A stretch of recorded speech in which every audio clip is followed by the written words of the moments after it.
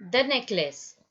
Mathilda was a pretty and charming girl born as if an error of fate into a family of clerks. She had no means of becoming known, understood, loved, or be wedded to an aristocrat, and so she let herself be married to a minor official at the Ministry of Education.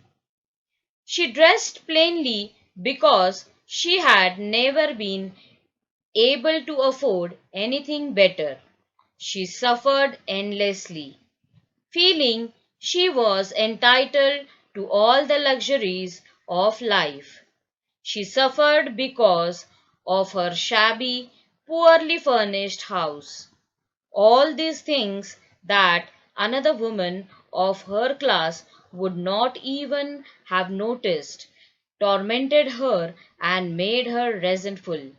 She dreamed of a grand palatial mansion with vast rooms and inviting smaller rooms, perfumed for afternoon chats with close friends.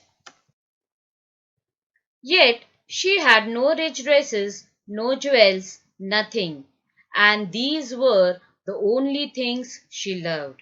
She wanted so much to charm, to be envied, to be sought after.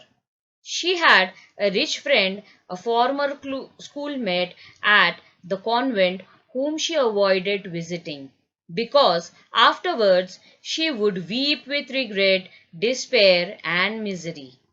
One evening her husband came home with an air of triumph, holding a large envelope in his hand. "Look," he said, "here's something for you." She tore open the paper and drew out a card, on which was printed the words, "The Minister of Education and Madame Georges Ramponneau request the pleasure of Monsieur and Madame Loisel's company at the Ministry on the evening of Monday, January 18th.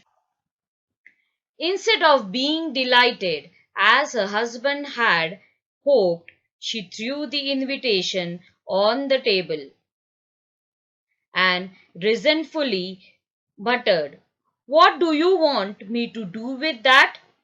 And what do you expect me to wear if I go?" He hadn't thought of that.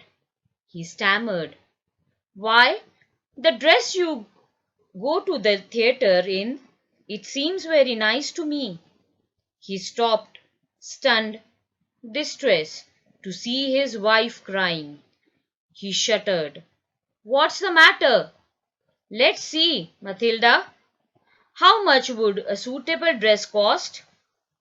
She thought for a moment, computing the cost and also wondering what amount she could ask for without an immediate refusal.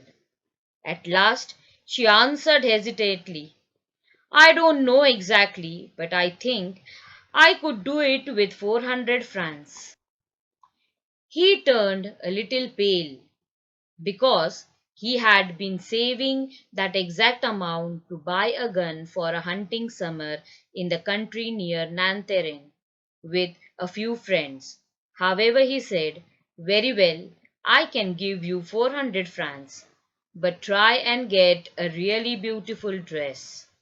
The day of the party drew near, and Madame Loisel seemed sad, restless, anxious, though her dress was ready.